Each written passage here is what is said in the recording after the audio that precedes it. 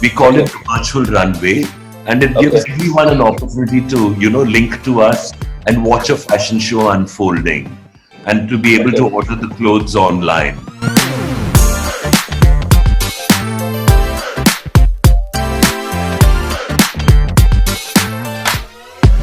Hello, everyone, and welcome to yet another edition of Indulge Better Living. Today, we have none other than fashion guru Prasad Bidapa to talk to us about the future of fashion shows. Hello, Prasad. Thank you so much for making the time to be with us today on this chat. Hi, Edison. That's the one thing we're all rich in is time these days. So it's always a pleasure to be with you. So how's it been, Prasad? How's the lockdown treating you? What's life been like? It's not been too bad, actually, Ed, because, I went to Colombo for Fashion Week in the middle of March. And when March got called off suddenly, and we had to come back on a last flight out of Colombo. So the minute we got back, it was about the 13th or 14th of March, and we went into self-quarantine immediately. And then we were locked down a week later. So I've been in a lockdown since March 13th. But this month, we've decided to come back to work on alternate days. So we are back at work for 3 days a week for a few hours. Just need interaction and get some projects started. So we said we better start working. So I'm told that you actually had an online fashion show. I think we had Aviva's work and I think BB Russell's work. Is that right? We are planning. We launch it at the middle of June. We call it the virtual runway, and it gives everyone an opportunity to, link to us and watch a fashion show unfolding, and to be able to order the clothes online. So we are still getting our technical side up, and I think by about the 15th of June we are ready to launch. Okay. So how are you planning this, Prasad? Is it going to be shot real time, or is it going to be shot during different times and then it'll be stitched together? How is that? We'll try a combination of both. We want to try a live feed also and see if we can get enough people on. But we also want to create an edited version that can be shared widely by both the brand being featured as well as ourselves. Because today, on one level, living life online does increase the audience quotient. Normally, a fashion show is done about 250 or 350 people, and then the material is taken and shared. So we are going to share it directly with at least 20 to 30,000 people. So that way you maximize your audience. And I think that today the real audience therefore becomes less important than the virtual audience. So that's whom we are aiming at. But we would like to bring the fashion show experience live, and let people see how we put it together and how the whole thing works out. I'm going to make it very interesting and a lot of fun. In fact, our first one is almost ready, Aviva Bidapa's.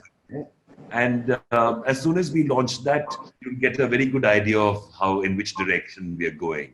So I'm really looking forward to that. Every live fashion show has, there's going to be a music component to it. There's going to be, a backdrop, that's probably we have it all digital.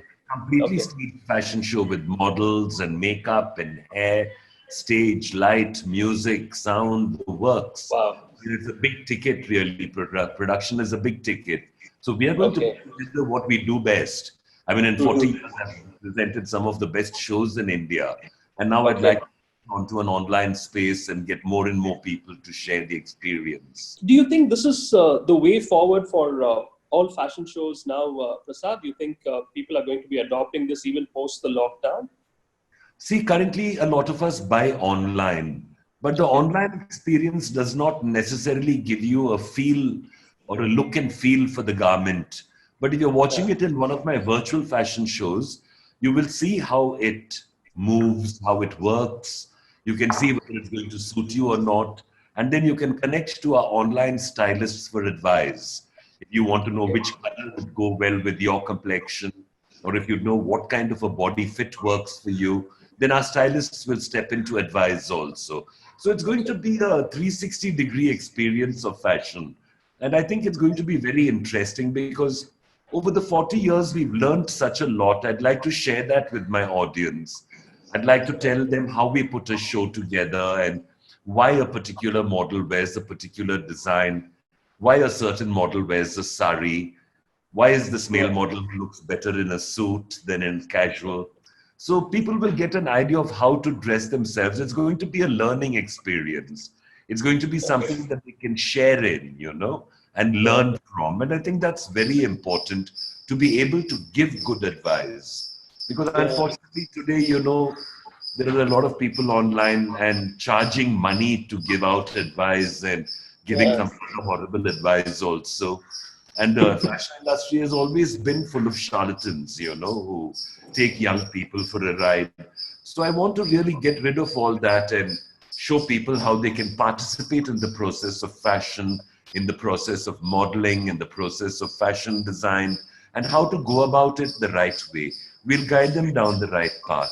See, that's just fantastic, Prasad. I'm sure your stylist will be able to exactly get to the point with your buyers, with the clients, and people who are reaching out to you online. But I still feel that there is a small disconnect.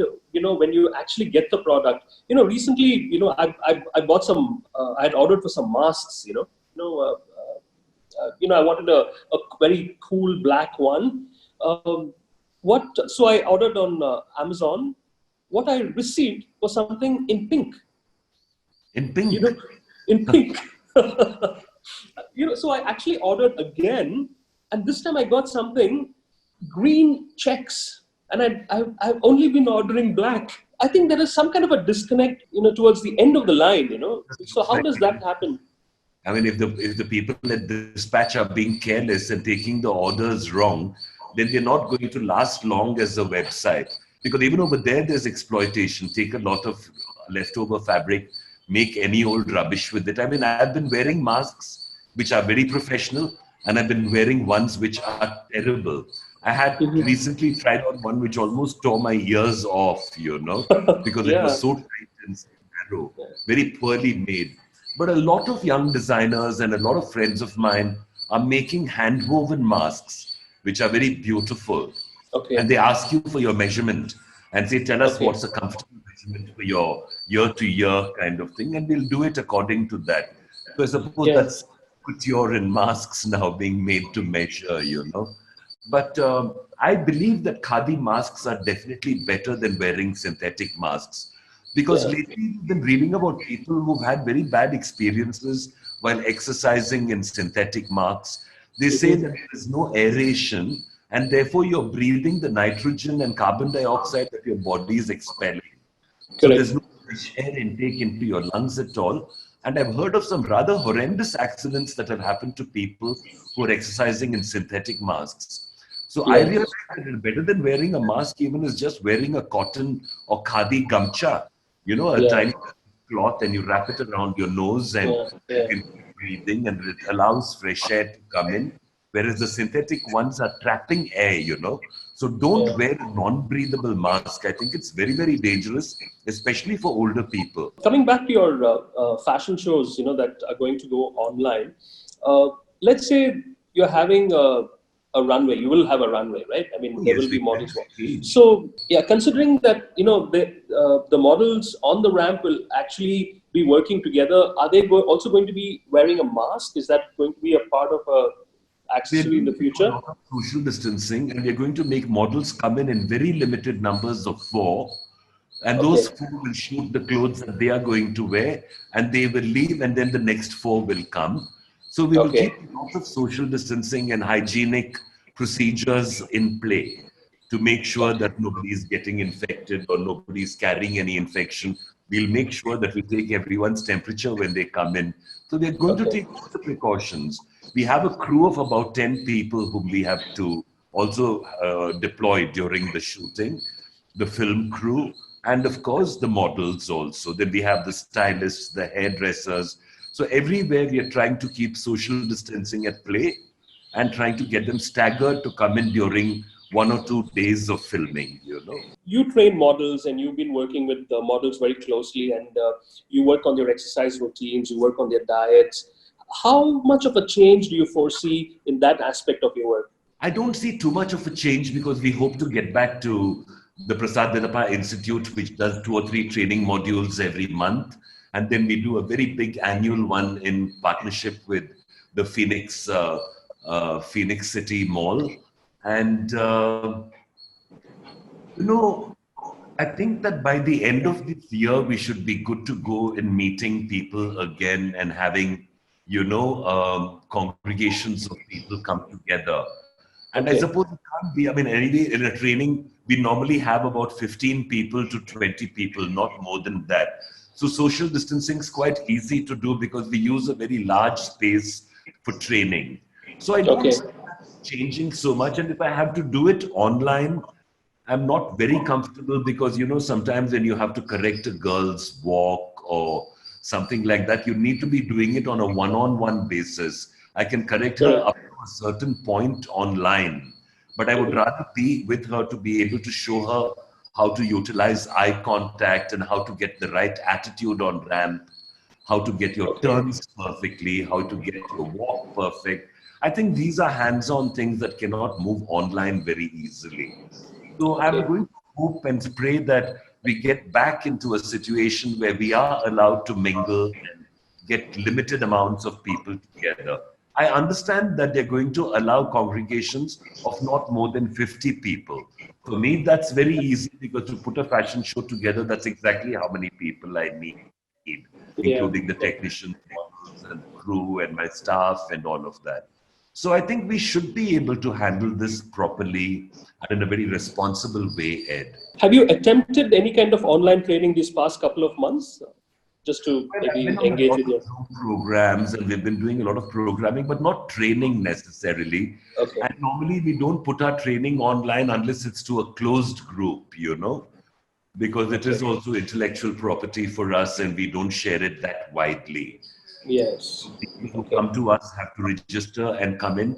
So I think that this month we will be resuming our training process in small batches of 10 students each.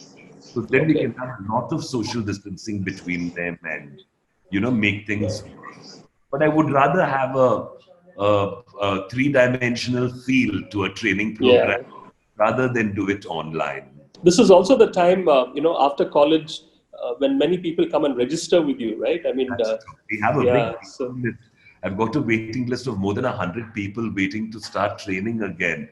So we are going to start taking them in smaller batches and taking care of it now. Do you think there'll be lesser fashion shows because of this, or do you think there'll be more fashion shows going online post the lockdown, Prasad?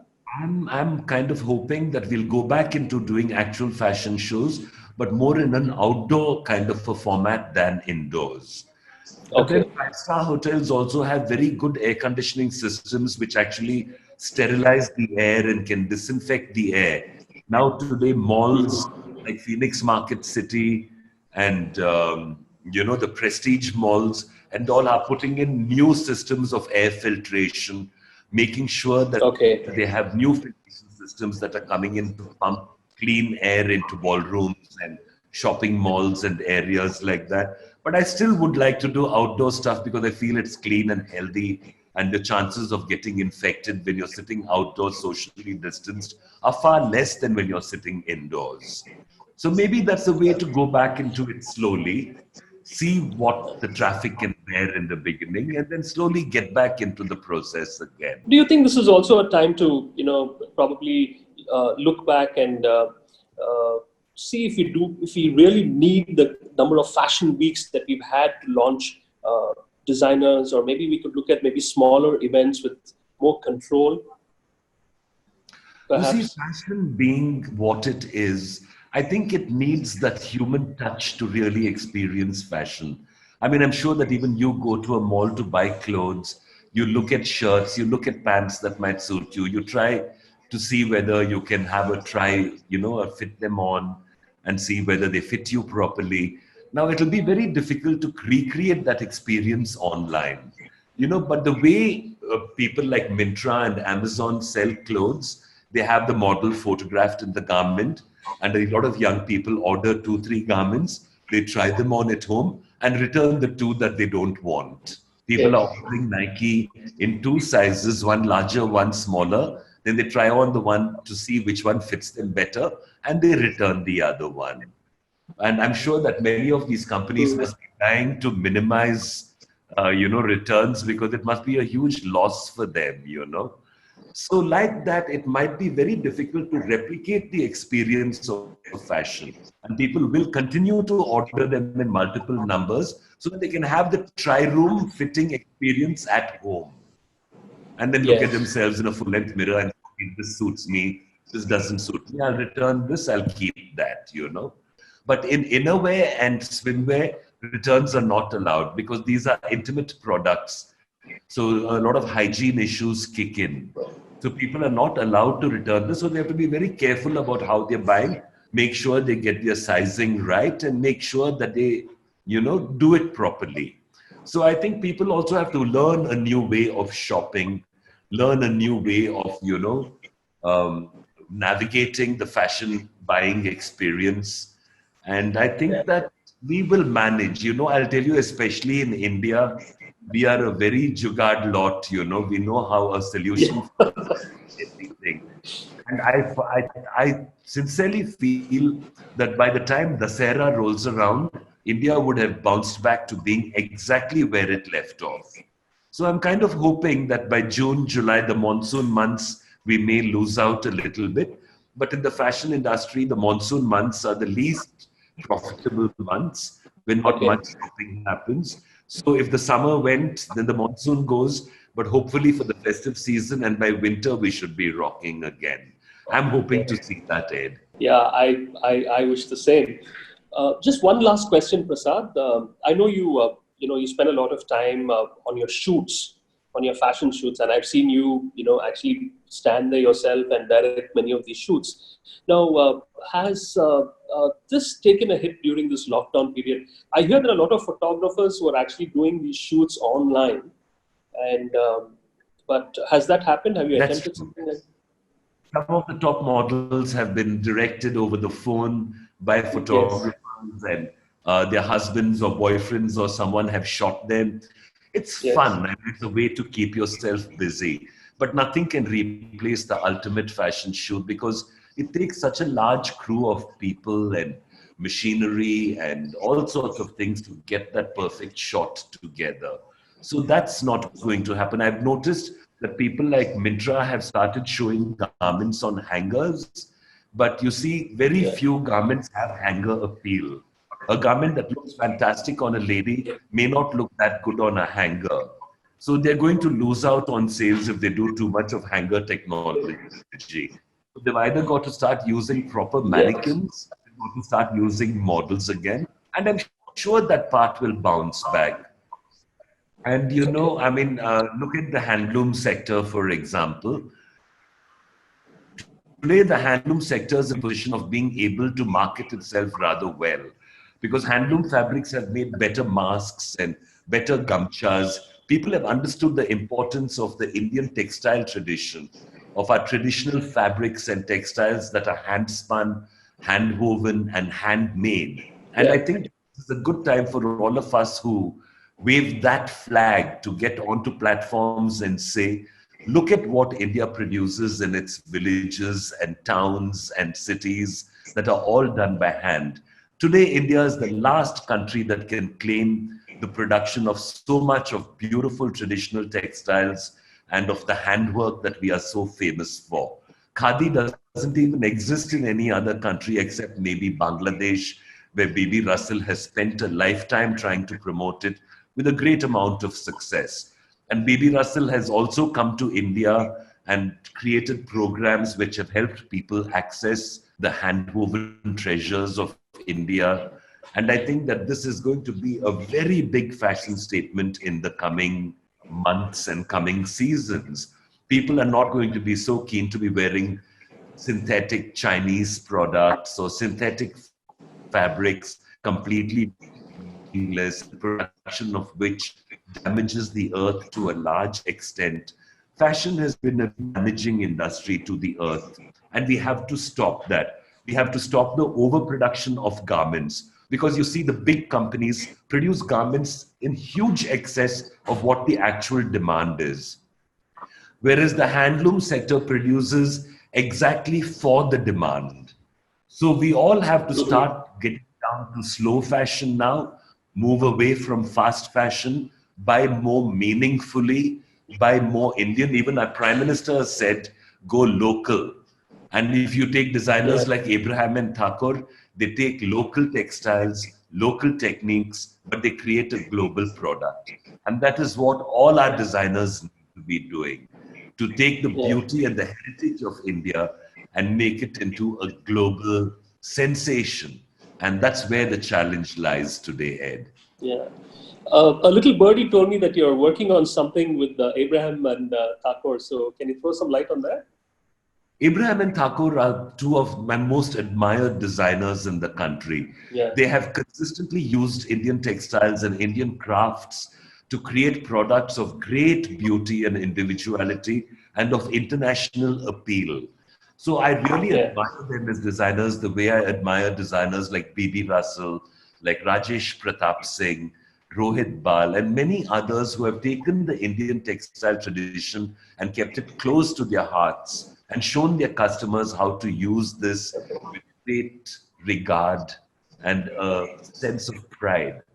I'm always so proud to wear khadi because I know that nobody else can access it. On a trip to Japan last year, we were invited by the Issey Miyake Foundation, and we took up a lot of samples of khadi to them. And the Japanese, being as sensitive and aware as we are, they appreciated the khadi so much. And Issey Miyake told me that he himself has been working with a great textile designer called Asha Sarabhai in India to import beautiful hand-spun and hand-woven clothes and sell them in Japan under the brand name Hath. So Issey Miyake has also appreciated what India does to a great extent. And I know that more and more designers are going to be coming to India to look at what they can do with our traditional textiles and crafts. Thank you so much, Prasad. We really look forward to Aviva's and BB Russell releases and their launches online. So look forward to that. Catch you soon. Thank you so much for taking the time. Thank you. It's always lovely being supported by your beautiful magazine. I always admire your layouts and the quality of your work. Thank you so much for making us part of it. Thank you, Prasad. Thank you.